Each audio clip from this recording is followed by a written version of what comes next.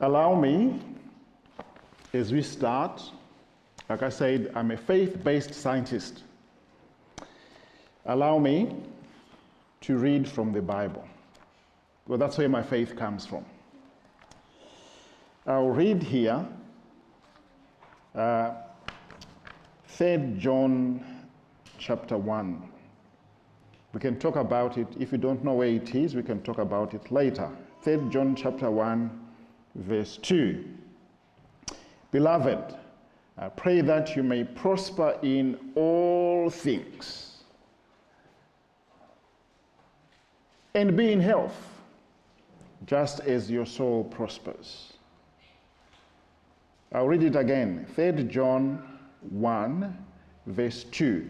Beloved, I pray that you may prosper in all things. So all facets of our lives is of interest to John, and he wants us to prosper in those things. But also he's saying, and be in health, just as your soul prospers. That was the first reading. And then the second comes from the first book in the Bible, the book of Genesis. And it is saying here, Genesis 1:29, and God said, I have given you every herb that yields seed, which is on the face of all the earth, and every tree whose fruit yields seed, to you it shall be for food. So that's where, for me, everything comes from. In that, we have a God who created.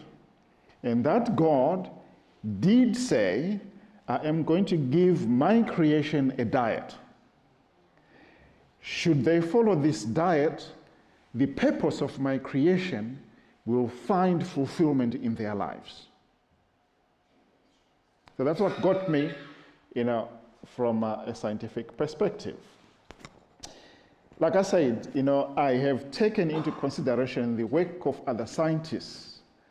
And this gentleman here, Dr. Walter Willett, is from the Harvard School of Public Health, the Harvard, T. Chan School of Public Health.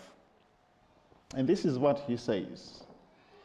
Transformation to healthy diets by 2050, will require substantial dietary shifts. So, shifting from what we have today to something else. And this is based on his scientific findings. Not only him, but other scientists as well. He is saying here, global consumption of 1, fruits, 2, vegetables, 3, nuts, and 4, legumes will have to double, and consumption of food such as red meat and sugar will have to be reduced by more than 50%. So what it means is, right now, if we were to go by what Dr. Willett is saying, by 2050, half of what we see the shelves with sugary foods in the supermarket today, we should not see them. And half the meat that is being consumed today, red meat that is being consumed today, we should not see it. So half the farms that are producing meat should not be there. And half the companies that are producing sugary stuff should not be there by 2050. Why is that? Because here, if you look at his statement, double the increase, we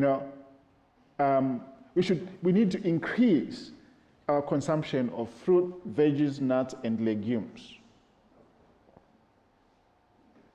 You have to double that. Now, Dr. Willett is not a Christian like me. Dr. Willett is a scientist who is simply looking at the evidence. The only thing that doesn't lie. So he's looked at that and come up with this statement. A diet rich in plant-based foods and with fewer animal source foods confers both improved health and environmental benefits. So for him, as you can see here, in as much as he's looking at our own human health, he's also concerned about the environment, which is a good thing to be concerned about. So what is a plant-based diet? We are talking here of an eating style that may include a spectrum of plant-centric diet patterns. So essentially, the focus is on incorporating as much of plant-based foods as possible. So we have what are called vegan diets that exclude all animal foods. And then, of course, the vegetarian diets that avoid, some animal flesh. As you will see, as you progress with this presentation, we will put more flesh to that, to further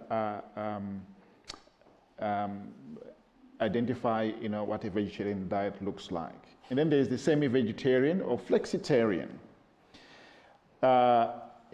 Those people, they still consume, animal products, but it's vastly, reduced. And then, of course, the pescatarian, they eliminate red meat and poultry, but, still consume a bit of fish. So essentially, that's what we have there. Just in another way, just thought, give a little bit more information. So a vegan diet avoids all animal foods, including animal flesh, that is red meat, poultry, fish, seafood, and then of course, dairy, the cheese, butter, milk, yogurt, eggs, and honey. So they're completely off any animal product. And then the vegetarian, the lacto-ovo vegetarian, they exclude all animal flesh, that is, the red meat, the poultry, the fish, seafood, but allows for dairy products such as cheese, butter, milk, eggs, and honey. The pescatarian and the semi-vegetarian and the Mediterranean-style diet, which, I must say, the Mediterranean diet has received a lot of attention within the scientific community in terms of its benefits. So it includes infrequent servings of red meat with fish as the primary protein, allows for moderate portions of dairy foods and eggs. So we do have not one, but 5 major diets that are of concern to the scientific community in terms of the health benefits that they confer, to the person involved.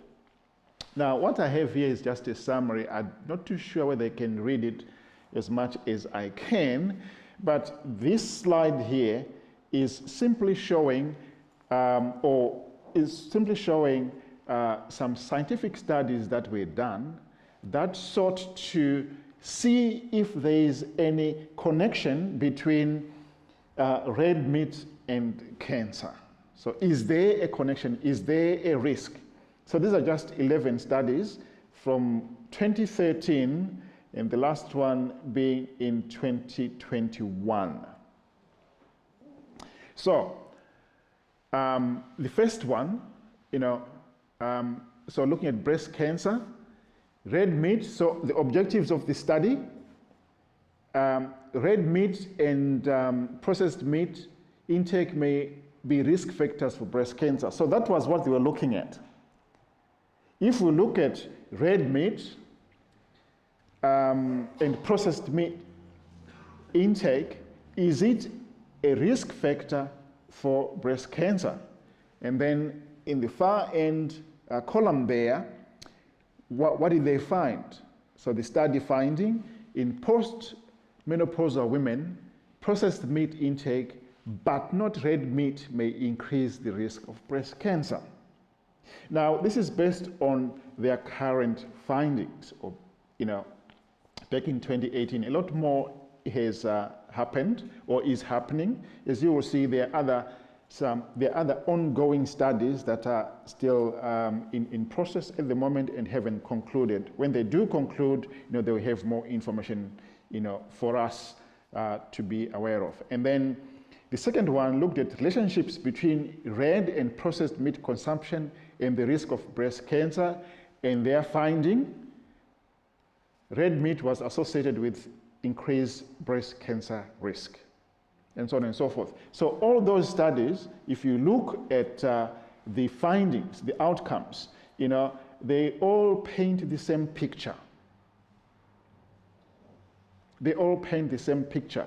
And what we are then saying is, if we know the risks that are associated with certain lifestyles, with certain diets, it then makes sense that you move away from them. So what are the benefits really, of this plant-based diet? Well, blood cholesterol is often linked to heart attacks, strokes, and cardiovascular diseases in general. This is what the scientific community has come to understand, that this is what is happening. When you consume those sort of foods, which are not plant-based, they increase your cholesterol, especially the LDL, which is the low-density lipoprotein. That's the dangerous one. You don't want to have that. So your total cholesterol goes up, but with that, the LDL as well, that sets one up for a possible heart attack down the track, a stroke, or some other cardiovascular diseases. Now, we don't find that with with a plant-based diet. So there is no issue with cholesterol, basically. And then, of course, the blood pressure. They are, plant-based diets are known to be beneficial for the safe and effective management of high blood pressure. This fact is well established within the scientific community, that there is no issue as far as managing blood pressure. For someone who is in a plant-based diet, it works much, much better. So they've come to know that. And of course, when you look at the overall plant-based diet, people who are on this diet, they have the lower risks of cardiovascular diseases. One. Number two, even death from cardiovascular diseases. If you're at a low risk of cardiovascular diseases, and then death from that, from the scientific community, from the scientific findings, is quite low. But the interesting bit, and death from any cause, that's a huge claim that they have made. But you see, it's all to do with, heart-related deaths. That, if we are on a plant-based diet, this will not happen. You die of other things, which is common to all men that will die, but you will not die from cardiovascular diseases or anything that is related to your cardiovascular system. And then, of course, when you talk of the metabolic health, we are looking here of the ability of this plant-based diet to lower the risk of type 2 diabetes, which is a good thing. Because as you will learn during this presentation, that there are certain foods that cause inflammation. And inflammation is strongly correlated with type 2 diabetes, which from a dietary perspective, we can actually eliminate by going plant-based. Now, for those who already suffer or already have type 2 diabetes, and they are vegetarian, managing their blood sugar levels is much easier. And this is according to literature that has been published. And then, of course, it does help with body weight. So if you want to lose body weight, for example,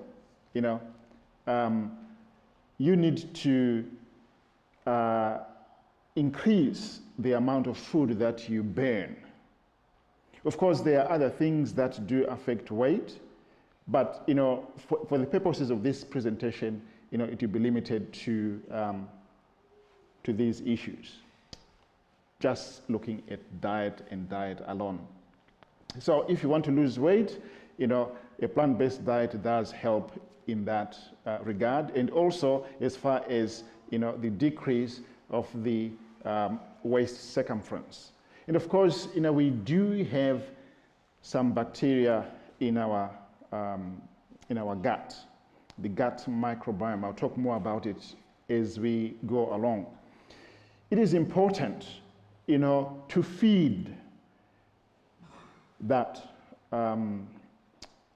microbiome because it does support health and has been reported to prevent certain diseases. So it lowers a lower microbe diversity has been linked to conditions such as type 2 diabetes and obesity.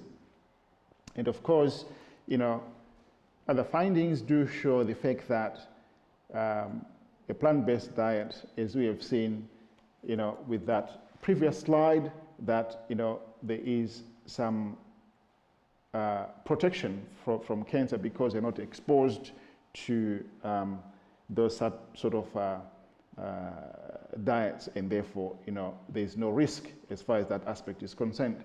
Now, I'll talk more about the Adventist Health Study this afternoon.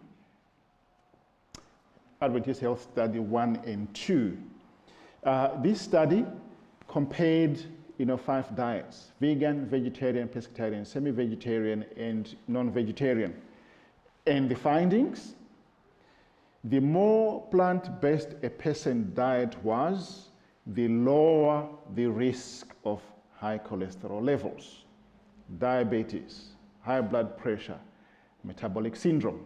And this metabolic syndrome is a cluster of conditions that occur together, increasing the risks of heart disease, stroke, and type 2 diabetes. Also, when you look at it from that perspective, the more plant-based the diet, the greater the weight benefit, that is in terms of managing the weight.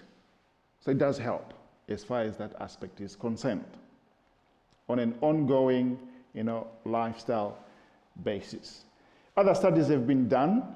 The one that I cited here, the atherosclerosis risk in communities, which started in 1985 and is ongoing and is funded through 2028. It's a long-term study. It's about 45 years or so, 43. 43 years of study just looking at the risk of an animal-based diet versus a plant-based diet. What are the issues? How do those affect, our health? So a lot of money is being poured into this just to understand that. But for me, as a faith-based scientist, I know that even though the God of the Bible, he didn't explain that there will be cardiovascular diseases. He didn't explain that there will be type 2 diabetes. He didn't explain that there will be this and that. He just stated what was good for his creation. And now, science is catching up and finding out what it is. So, the findings of this study so far show that a plant-based diet has got a reduced risk of cardiovascular disease by 16%, and then 30 to 31% lower risk of death from cardiovascular diseases, and then 18 to 25% lower risk of death from any cause compared with people who ate the least plant-based diets. So essentially what this is saying is there is some protection from what we eat or lack thereof. So when we eat the right food, we are protected from these diseases. If we don't eat, we are exposed to these risks. So it's a matter of weighing where we want to be. But the science is saying this. So, let us look briefly at what makes plants so beneficial. Because the benefits that you find from plants are not the same that you find from an animal-based diet. So, whole grains, pulses, cauliflower, spinach, walnuts, they all have their benefits, which are for our good. For example, when you look at the pulses, the lentils, the beans, and so on, they've got low GI. That's a good thing, because what it essentially means is, the sugar that is in there, the carbohydrates, are digested in a slow way, slow fashion. It doesn't flood your bloodstream, with a lot of sugar, and therefore homeostasis, keeping the blood sugar levels, for example, within limit is easier for your body. There's no part of your body which is overworking to keep the sugar levels down. And there's also all those other benefits. And these benefits can only be conferred by plants. Now, there's two types of inflammation. Acute inflammation is good. We need that. Why? Because that's the natural immune response that protects the body from an infection. However, there's what is called also chronic inflammation, which is not good for our body. And this may occur when there is no real threat to the body and may last for days, months, or even years. This cascade of inflammatory reactions leads to damage of cells, tissues, and organs. So over time, the damage is happening because there is this chronic inflammation that is happening. And largely, you don't find this chronic inflammation from plant-based foods. You find it from an animal-based diet. So, if anything, the plant-based diet protects our bodies from any potential chronic inflammation. So there's some protection there which is evident, and science has measured that. Now, looking at literature, furthermore, lower levels of inflammatory markers were reported for plant-based diet patterns, that is vegetarian and Mediterranean diets, compared with Western and fast food diets. We are not very far from, is it Hungry Jack's? Here? Yeah? McDonald's is probably 3 kilometers away at McGrath's Hill. And if you go down this way, Guzman Gomez and all that, they're down that way, yeah? And if you go down to Richmond, there is KFC, McDonald's, and so on and so forth. Let me be very honest with you. Fast food smells nice. And it's got a way of getting to your brain, right? We have to run away from it. Because it's like knowingly taking, allow me to use this term, poison, right? I mean, it might look like humble fries, humble chicken, humble this, humble that, the salts, the refined sugars and all that. And it doesn't happen now. It happens down the track. So usually some conditions that we're dealing with today, it's something that has been happening in the past 30 years, for example. So you're playing catch up. when there is medical intervention. So what we are saying here is this lifestyle, which is plant-based, actually continuously offers you protection against lifestyle diseases over time. You eat, you're like, I'm eating protection for myself. I'm adding years to my life with what I'm eating.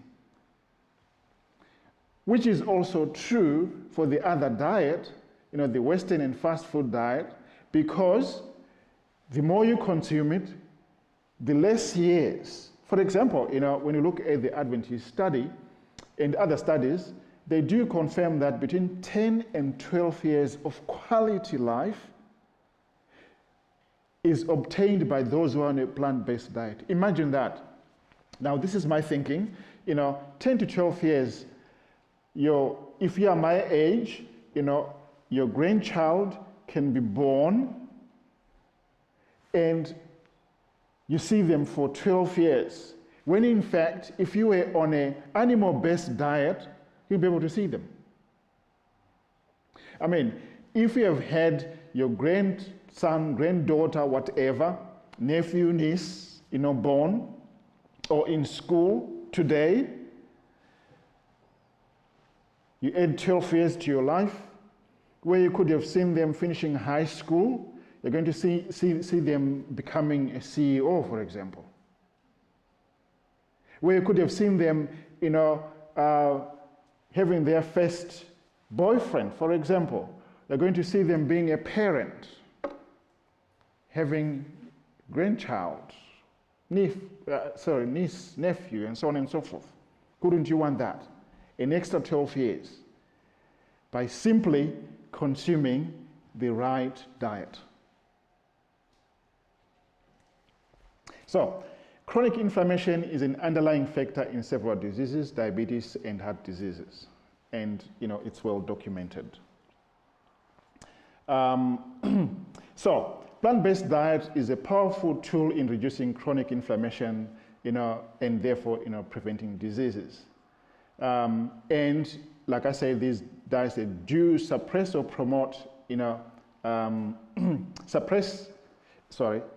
diet patterns either promote or help suppress inflammation, right? So if we don't consume refined grains, if we don't consume sugary foods and beverages, and foods that are rich in saturated fats, which are linked with higher levels of inflammatory markers in the human body, then we are on the path to having a healthy life.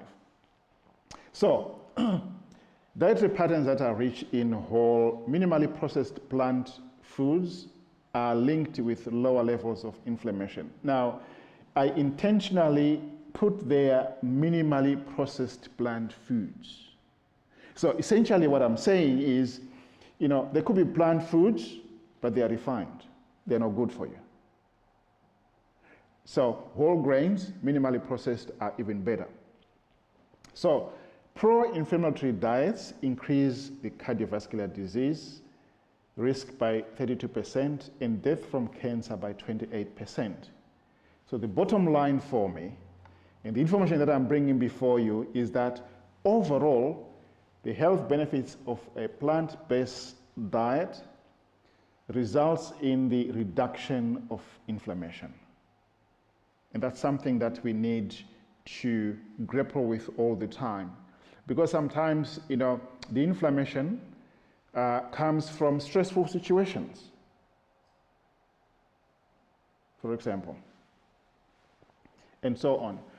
But, that's because of our endocrine system, reacting to a stimuli, from whatever is happening around us, which in itself, is a normal thing. But what I'm trying to bring before you this morning is the fact that chronic inflammation from food intake, we need to move away from. If we do that, it's actually for our protection. And that protection comes from consuming a plant-based diet that consists of minimally processed foods and the foods are whole. Again, there are benefits with regards to the microbiome, in our gut. Now, scientific information points to the fact that, the plant-based diet does influence our metabolism and body weight. I looked at, type 2 diabetes and so on before, and here body weight. Why? Because it fills you up, you're fuller for longer. So which means you do not, eat between meals, snacking, because you're fuller for longer. You've got your established meal times and nothing in between. And also, it enhances, the immune function, which in turn affects, overall health. So plant-based diets, has got all those benefits. And the more diversity you have of your gut bacteria, the lower the risk of the lethal chronic diseases of our age, heart disease, type 2 diabetes, and cancer. So gut microbes interact with phytochemicals. I'll talk a little bit more about the phytochemicals, which are, in case I forget, the chemicals that do protect plants from diseases and other insects. But from the research that has been done, it has been found that, when we consume those phytochemicals, the same benefits they offer to plants, they also extend it to us in our gut through the gut microbiome. So we get protection as well, which is a good thing.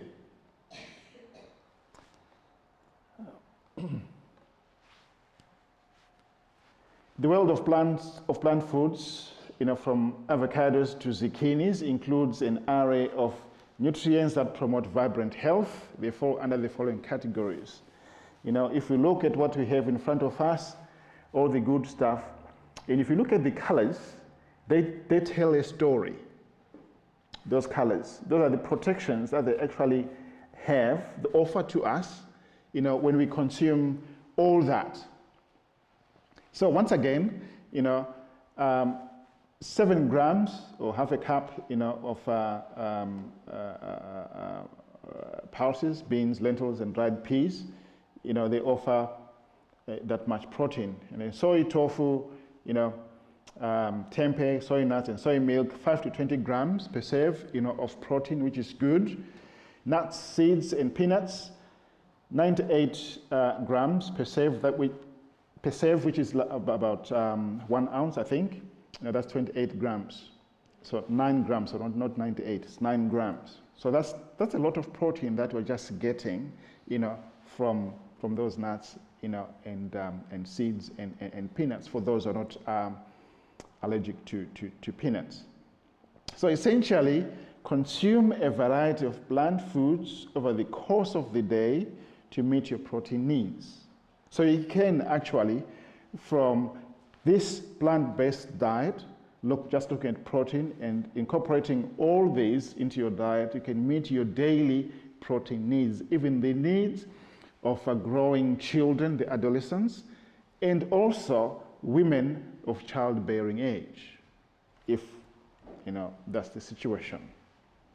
And of course, there is lots of fiber and healthful fats. Let me dwell on that a little bit. When we talk of healthful fats, we're talking of the unsaturated fats, which is what we don't tend to find in most foods that are on offer. Processed foods, they come with saturated fats. And that creates problems for us. Why is it a problem? Because it's a type of fat which requires vigorous, ongoing exercise to burn it off. And most of us, we don't have that capacity. What does that fat do? Because we digest it slowly, if ever we do, it adds to our weight. But the big thing is the fat. That saturated fat is in combination, obviously, with cholesterol. And it starts to sit around our blood vessels. And, starts to form a lining around. So what it actually does is it is reducing the area which the blood flows through. And when that happens, on a very simple, in simplistic terms, it increases our blood pressure. So you need cholesterol tablets to get rid of this lining, for example. But at the same time, you still have the exposure to the diet that is causing the buildup of the cholesterol. So essentially, the message is staying away does help, and staying away from an animal-based diet does help. And the unsaturated fat, they also enhance the dietary absorption of many vitamins and phytochemicals, because we do have some vitamins like D, E, K, and A, which only dissolve in oils, in fat. That's the only way we can absorb them. So we need the unsaturated fats to do that. And in plant foods, they are packaged in such a way that they offer us all those benefits. With fat, though, as you can see here, we do have avocados, olives, nuts, and seeds, and some oils, olive oil, canola oil, sunflower oil, whatever oil, With fat, a little goes a long way, because fats are a concentrated source of energy. So tropical fruits, tropical fats rather, coconut, palm kernel oils, they contain saturated fats that may raise blood cholesterol levels. So essentially, reduce or eliminate from your diet, that will help. So how do we choose some meat, plant-based meat alternatives? How do you determine the best one? First and foremost, check the nutrition labels of those that contain the following. Now, I saw in the bulletin today, Margie posted something that we need to check the labels. We didn't agree that, we didn't pre-discuss that she was going to put that in the bulletin, but I was excited when I saw it in there, because we need to be label savvy as far as the food labels are concerned. We need to spend our time looking at the labels. What am I eating? So, if you look at a label, it should have at least 7 grams of protein per serve. It's good. Less than 460 milligrams of sodium per serve. That's great. No more than 4.8 grams of saturated fat per serve. That's good. At least 3 grams of fiber per serve. Excellent. Whole plant ingredients are the best. Your beans, your lentils, your tofu, your nuts, seeds, grains, and vegetables. That's what we need to include in our diet. Now, after hearing all this, I'm sure you would have a question like I would have. What then do I need to do with this information? My recommendation for you is, let's plan the diet. Let's spend time looking at what we are eating. Let's plan. Plan. So the more you plan, it means you are involved. It means you are intentional in what you are eating. Therefore, because the aim is to reduce the intake of animal foods. So aim for a good source of protein, whole grains, vegetables, a rainbow of vegetables, leafy, green, carrots, tomatoes, cucumbers, that will help. Fruits, colorful, naturally sweet, that's good, and plant fats. Now, planning a diet and how to get started. Now that you know the myriad of ways that plant-based eating is good for you, what's keeping you from plunging in is the question that I thought I would ask. What's stopping you? Sometimes you might argue and say, oh, affordability. But tell you what, from a cost perspective, a plant-based diet is much cheaper. Now, sometimes, is the issue of the palate. For those who were at the cooking demonstration the other night, I did make an admission that I come from a background where meat was the order of the day. In the morning you have liver, just great, back in the day. And in between you would have, I think called jerky here, we call it biltong back home. You'd have biltong as a snack. And then lunch, lots of meat, in between some meat products and so on and so forth. Now, turning my life from a meat eater to a plant-based diet, I can tell you it was a challenge because my palate wasn't used to it. And I understand that. But the more you do it, the easier it becomes with anything. The more you become intentional. So a brand new style of cooking may seem intimidating. I understand that. But guess what?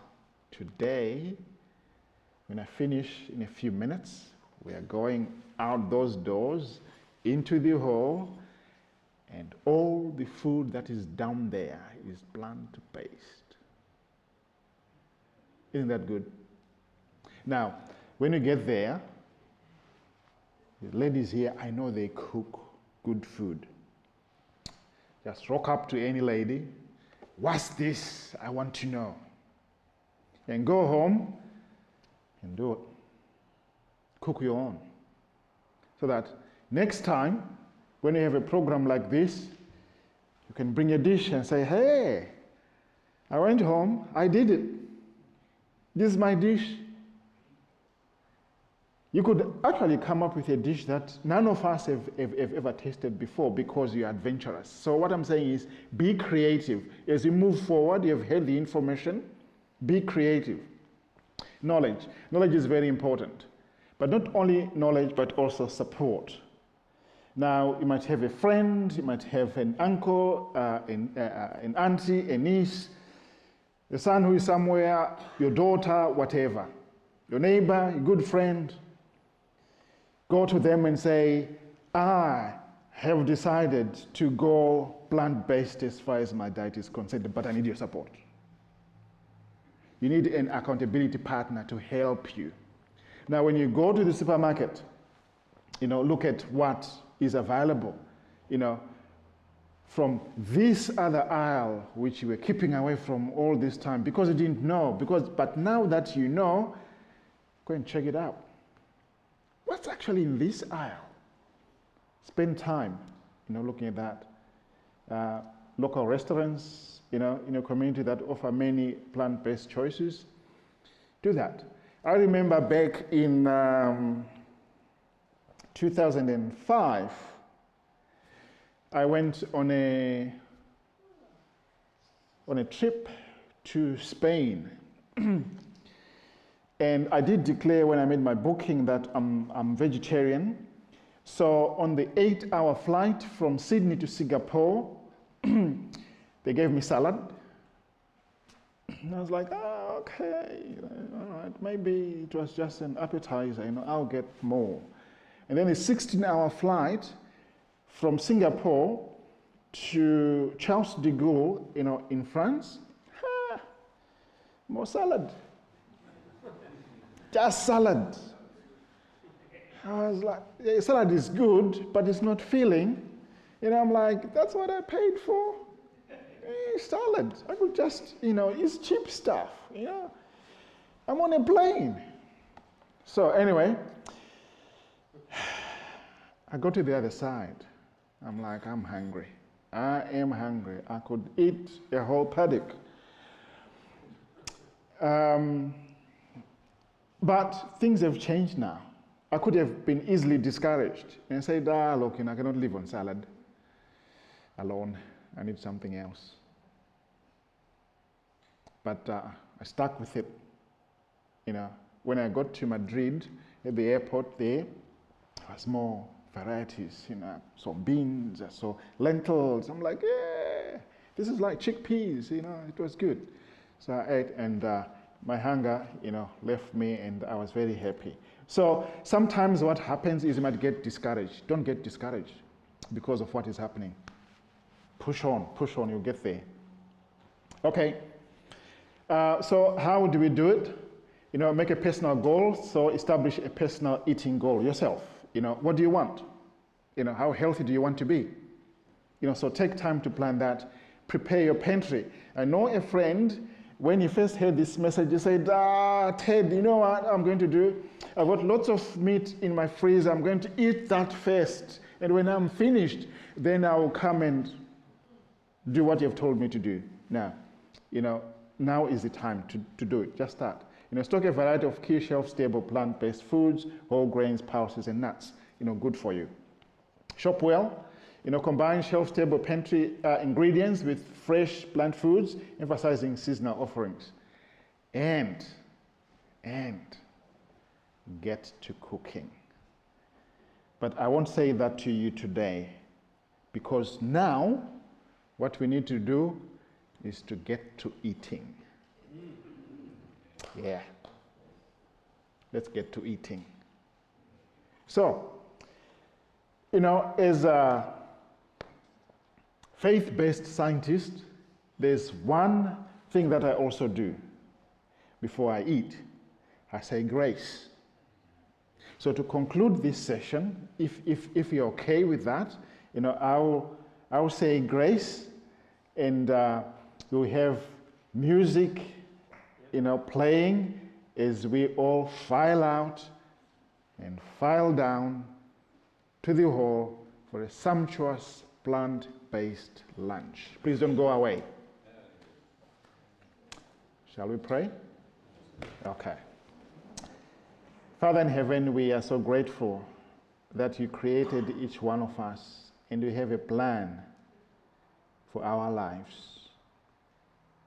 The science has spoken of the benefits of a plant-based diet, and we see it written in your word. And you want us to be healthy, so bless us.